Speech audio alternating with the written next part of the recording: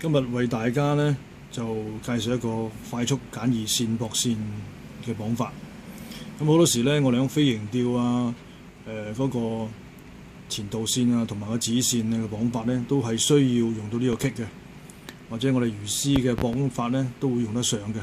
咁我哋呢度呢有兩條唔同顏色嘅線，一長一短嘅，然後呢就套咗落去。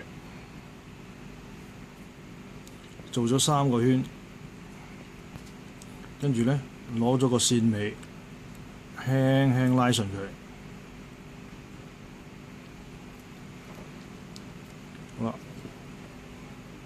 跟住呢就剪咗個線頭同埋個線尾。